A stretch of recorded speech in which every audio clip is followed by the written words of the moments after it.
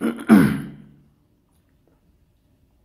toughest part of growing and developing a business or a brand or whatever venture you choose to take on is that part when things that are beyond your control come into play and you have to fall back.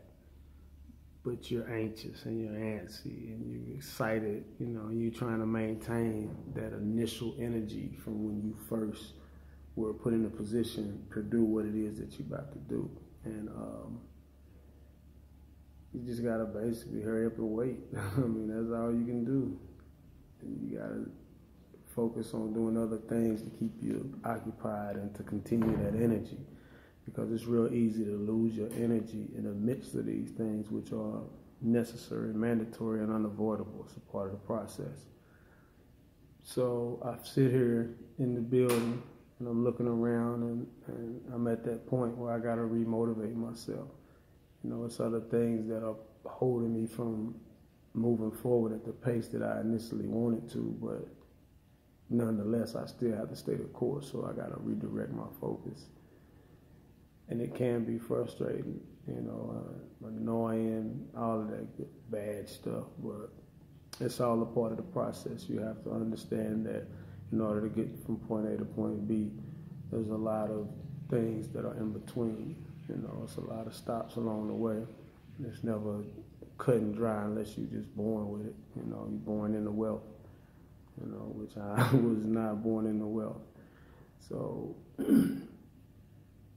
keep your focus no matter what and understand why you're doing it. And if you ever get deterred, don't ever forget why you're doing what you're doing, because that can be the fuel to push you through the slow days, the hard days, the discouraging days, the days where you're thinking, man, I can cut my losses right now and I'll be Gucci, you know what I'm saying? I'll be all right, I can save face, I can stand and lose what I already done lost, but what I was about to invest, I can take and do something different with that, It's easy to think that way when you come to points like this, but what differentiates that person who always have that story, man, I was about to, or I could have, I was in the process of, compared to, yeah, I've had this for, and I'm now about to, and we've been doing this as long as, those are two different conversations, obviously from two different individuals.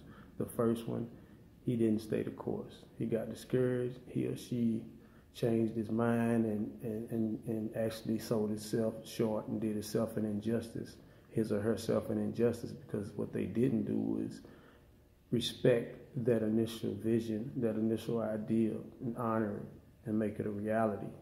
The second one, obviously, they did that, and it's continuing to thrive because they didn't get antsy to the extent that they gave up on what they initially started from, and they remember why they're doing it.